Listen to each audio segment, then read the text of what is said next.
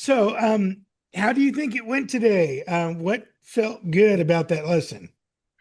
Well, I always enjoy when students are involved in learning a new like nursing or practical skill because usually I get pretty good buy-in. So it's almost always such that everyone's involved. And even when they're not involved, they'll be involved enough. Okay. Well, before we really jump in, what stood out to you as you were going? Were there any surprise moments at all? Not really. The people that I thought would take the lead took the lead. We've been in the class long enough now that I have a pretty good sense for who's going to end up being the leaders in the class.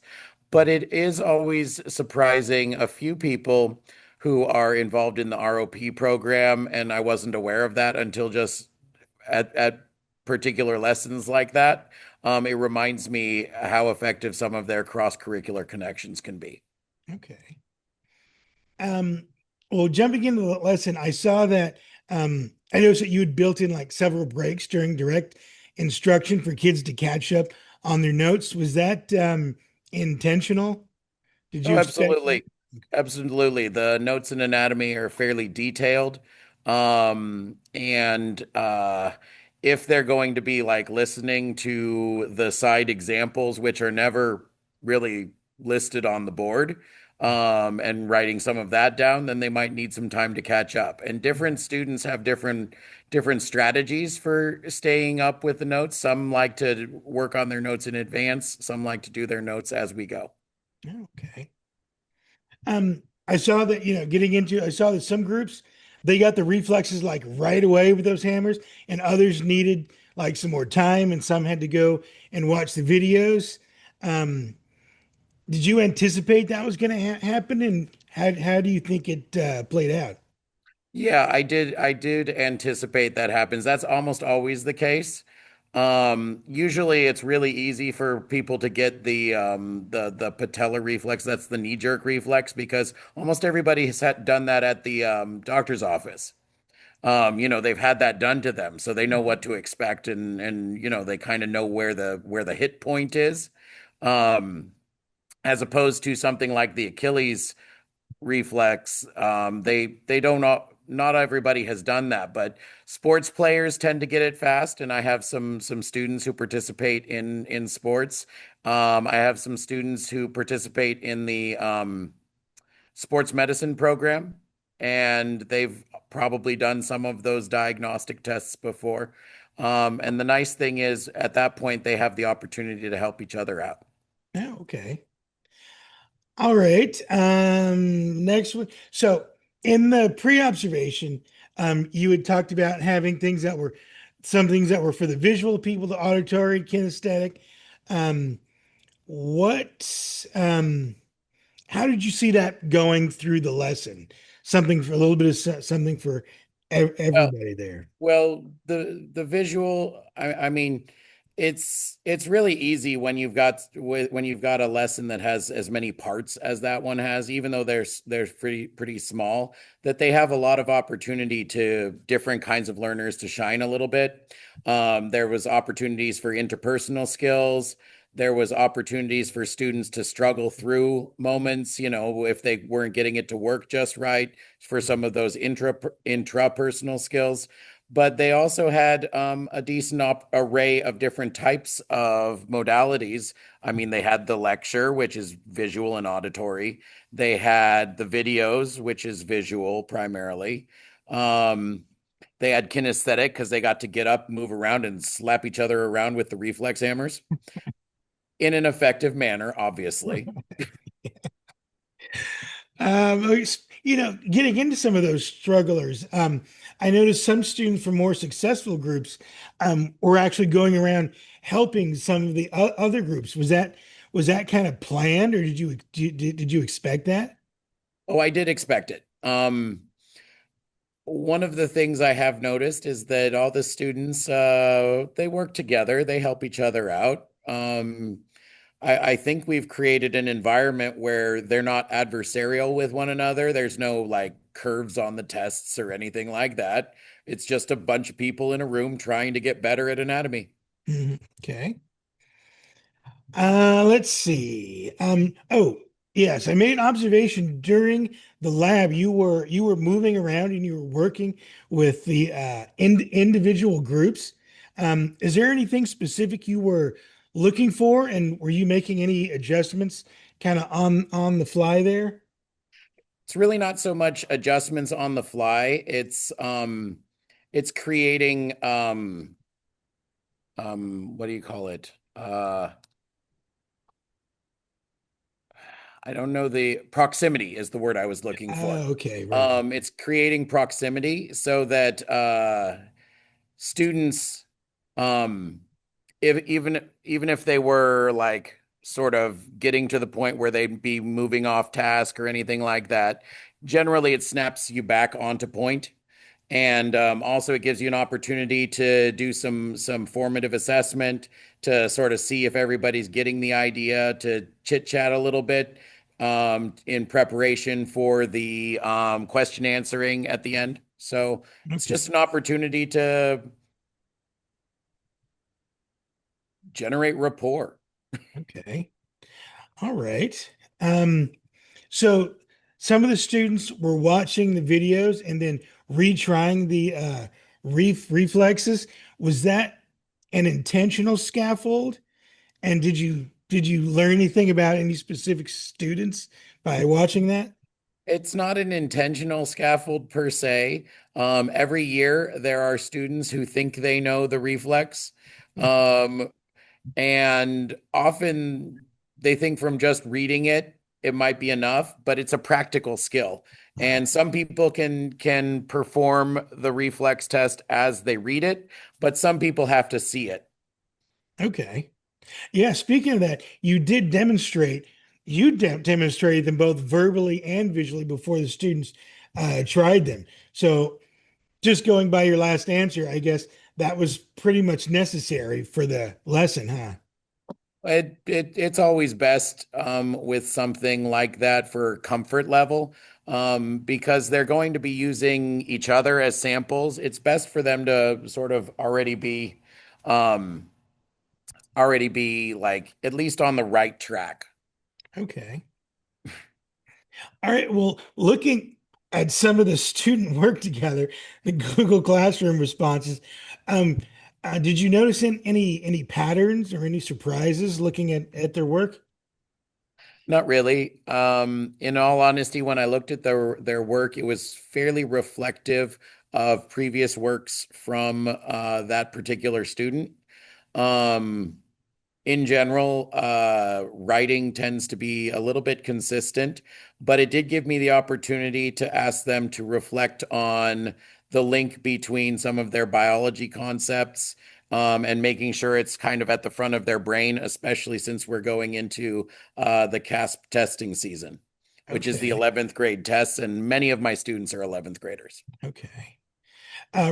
Did you see any of your differentiation approach showing up in how they were understanding the material at all?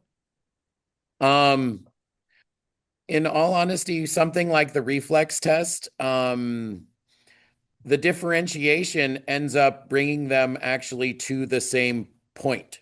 So so I got to see how, the different students who get reached, I don't know, um, in different ways, they all end up at the same point with the reflex test. They're all able to do them. Okay. And then they can talk about them. The What I do see that's different is their ability to output like coherent written responses and such like that. Some students are obviously better at that and more practiced at that than others. Okay. Looking back at the lesson and thinking about the struggling students and having them able to find the reflexes, what might you think would be a good adjustment to help support them? Well, one could do something like I allow students to create their own groups. And Mhm. I could do structured groups, where I purposefully group based on levels so that I have different levels grouped together, so that it's a more level group. Because the students have naturally grouped into people who support each other, Mhm. whether it's for positives or negatives. But what you find is that because the students are willing to help each other out, it doesn't truly matter all that much. Okay. Let's see. You mentioned in our pre-observation meeting that you wanted all the students, and something just like we just talked about, regardless of level, to have the opportunity to explore reflexes and discuss homeostasis. Do you feel like that happened? They I all do. got through it? I do feel like they all got through it. Okay. I could go back and look. I think I got nearly complete turn-ins on that particular assignment and such like that. So Oh, okay. they Excellent. did fine. All right.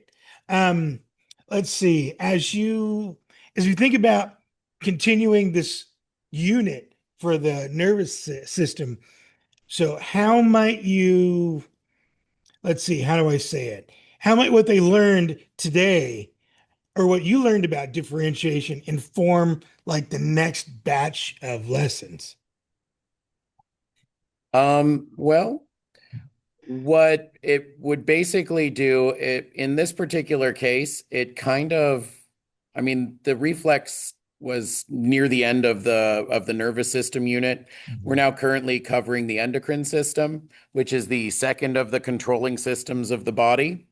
Um, and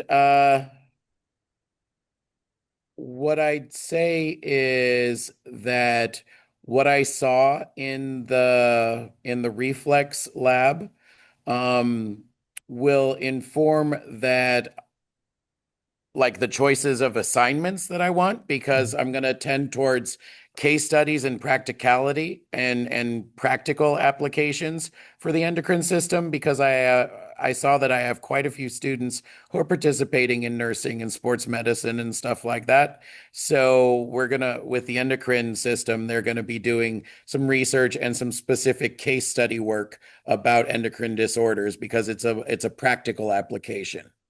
Okay.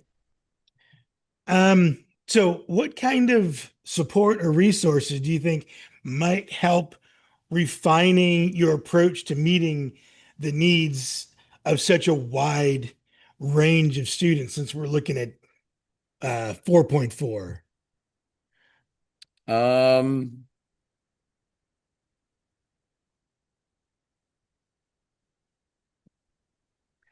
In terms of resources, I think it would be a good idea, going into this second semester. I haven't done it yet, but it would probably be a good idea for me to do an interest level survey, and where you at type of survey with the students, to sort of get an informal sense of where they feel like they're at, to Mhm. help me service them a little more directly. All right. Well, last but not least, um, are there any celebrations or maybe I wish this had gone better in that lesson? No, it worked pretty much as intended. So in terms of that, it's all right.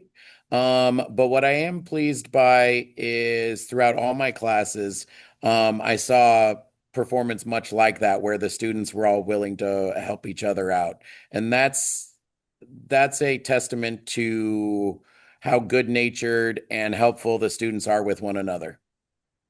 Excellent. All right.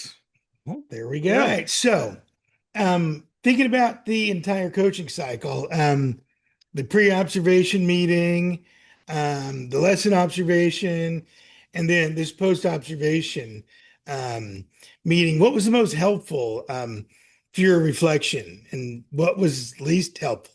Or could I have done it different? What could I do different? Okay, so in the general sense, it was really helpful that we got to discuss what it was you were looking for in advance. so that I knew, you know, from what I'd already built into the schedule that you were going to be looking for particular things to see whether you could see it, because in my imagination it was, but that doesn't mean it comes through to someone who hasn't been there, because it's good to sort of see it from another person's perspective, because that's closer to what a student's perspective is going to be. Okay. Wow. Excellent. The thing that you want to make sure that we always get the chance to do is have is we had to wait a little while in between the post meeting and the observation. So it would have been a little nicer to have it fresh in my mind right away, just so, you know, I could remember it easily rather than having to sort of scrape around inside my head for memories of what was going on. Right. All right. Thank you for that. Um, all right, next question. Did you feel comfortable? Well, I think so, but I had to put it out. Did you feel comfortable being honest with me about things that didn't go as planned or weren't intentional? Like when you mentioned the video scaffold just kind of happened, or what else could I do to um make it even safer to share those kinds of reflections? Well, I think in the future when you're not filming this, it will help because the whole filming process creates that sort of barrier. I think one of the things that teachers really appreciate is physical, like actual connection, because that's one of the reasons why teachers go into teaching, you know, because you don't want to sit around in a laboratory and do research where there is no connection with another person. You get connections with students and other adults and such like that. And so I think that when you're not actually filming it for the process of what you're doing, I think it'll be easier for teachers to be even more open. Okay. But I don't feel like I had any problem. Oh, excellent. Good. Thank you. All right. Last but not least, so when I shared observations or when I was asking questions like, was that intentional or how'd you see that play out? Did that questioning approach, um, did it help you maybe think a little bit more about your practice, or would a Well, different style of feedback be more useful? no, I think that asking someone whether something was by design or not gives them a chance to focus and reflect on how they went about planning the things and how the reality ended up happening. Mhm. And I think that's a good layer of reflection. It's not threatening or scary or anything like that when you go about it in that way. It was simple questioning. It wasn't like, why was that non-intentional or anything like that. It didn't feel like that to me. Okay. Well, excellent. I appreciate your feedback. Um, yeah, it was great. Thank you. All right, I'll see you on the other side. on the other side.